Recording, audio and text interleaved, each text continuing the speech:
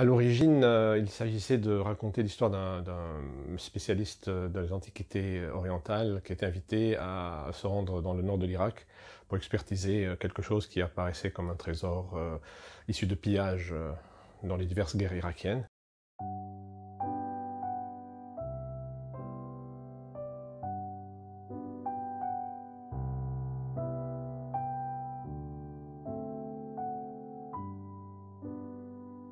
Ce personnage arrive dans une espèce de grosse plantation dans le désert, au sein de laquelle il va attendre son commanditaire, enfin la personne qui l'a convoqué, qui est un militaire et un haut gradé. Et il l'attend. Donc ça commence par une attente, et une attente qui est très agréable parce que le lieu apparaît comme un complet hors temps. Et donc le personnage est là à vivre dans quelque chose qui est véritablement hors de l'histoire, comme il le sent lui-même, hors des turbulences de ce qui se passe autour de lui dans le monde. Jusqu'au moment où tout ça va se précipiter, et donc on se retrouve dans une situation, dans une espèce de basculement entre une période étale, plane, sans temporalité, sans événement, dans laquelle le personnage vit plusieurs semaines complètement contemplatives,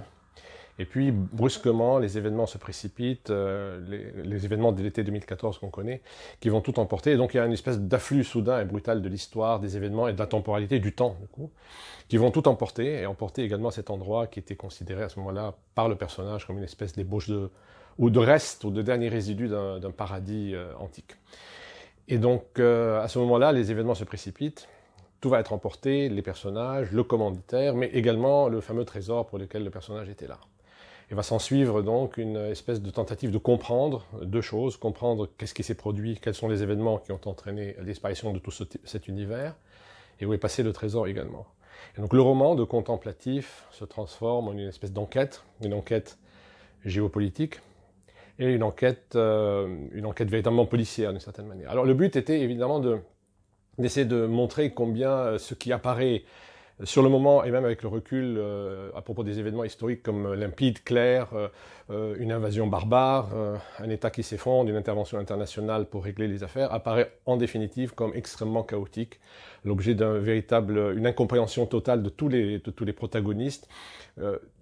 qui amène le narrateur, qui réfléchit et qui essaie de comprendre ce qui lui est arrivé et ce qui est arrivé au monde autour de lui, à s'apercevoir qu'en réalité l'histoire est complètement erratique, que tout ce qui se passe et qui semble être maîtrisé par les humains ne l'est pas du tout, et que nous sommes dans une espèce de permanente entropie qui va l'amener évidemment à des réflexions sur l'histoire elle-même et comment depuis que l'homme a commencé à exister sur Terre, ce qu'il pense être la maîtrise de son destin n'est qu'en fait qu'une espèce de marche au hasard et à l'aventure.